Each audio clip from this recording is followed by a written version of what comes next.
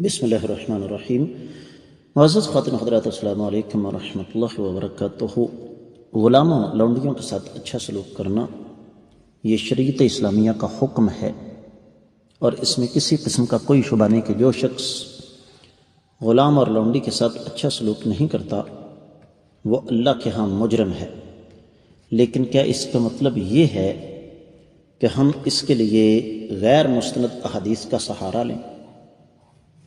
یہی ہمارے آج کے حدیث کے سبق کا موضوع ہے کہ غلام یا لونڈی کے حوالے سے ایک غیر مستند حدیث، مشکات المصابیح کتاب النکاح، باب ہے خرچ اخراجات اور غلاموں اور لونڈیوں کے ساتھ اچھا سلوک کرنے کے حوالے سے 3366ویں حدیث کتاب میں اور 19ویں ہے باب میں۔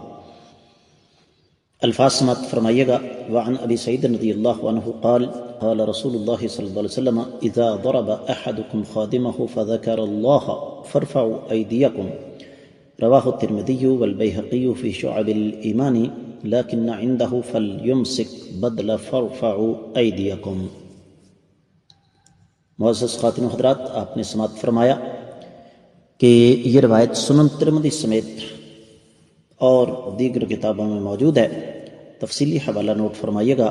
سنن ترمذی کتاب البر والصلہ، نیکی اور صلہ رحمی، 32واں باب ہے خادم کے ساتھ اچھا سلوک کرنے کے آداب، 1950ویں حدیث۔ لیکن اس حدیث کی سند میں ایک راوی ہے جس کا نام ہے ابو ہارون العبدی، اور یہ متروک ہے۔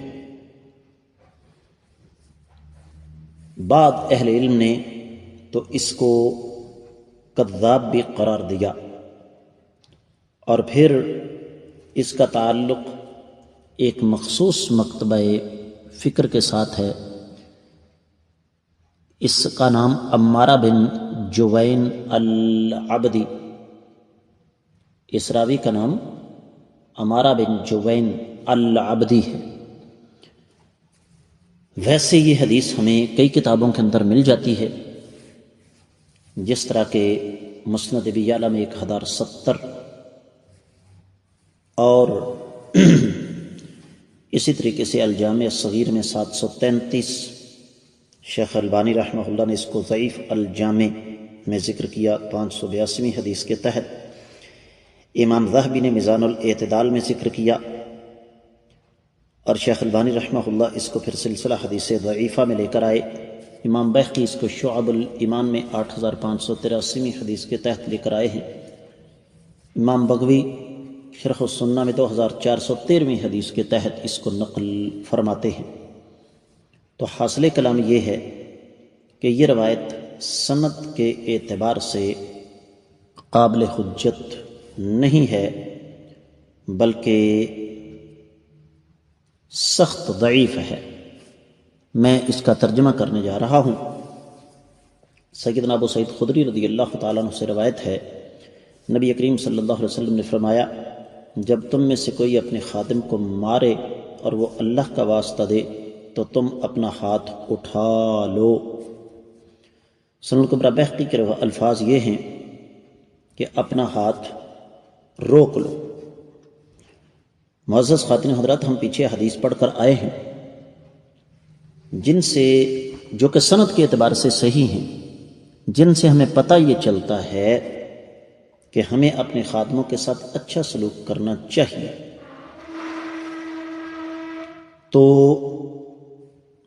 جب ہمارے پاس صحیح احادیث موجود ہیں تو ہمیں پھر ان کی موجودگی میں کسی ضعیف حدیث کا سہارا لینے کی ضرورت نہیں۔ تو اس لیے یہ روایت ان الفاظ کے ساتھ صحیح سند کے ساتھ موجود نہیں ہے۔ اس لیے جب بھی آپ کے سامنے یہ آئے تو آپ کہہ دیجئے کہ یہ روایت صحیح نہیں۔ باقی صحیح حدیث موجود ہیں، خادموں کے ساتھ اچھا سلوک کرنا چاہیے۔ امید ہے کہ انشاءاللہ آپ کو اچھی طرح سمجھ آ گئی ہوگی۔ اس کے ساتھ ہی آج کے سبق سے بھی اجازت دیجیے۔ السلام علیکم ورحمۃ اللہ وبرکاتہ۔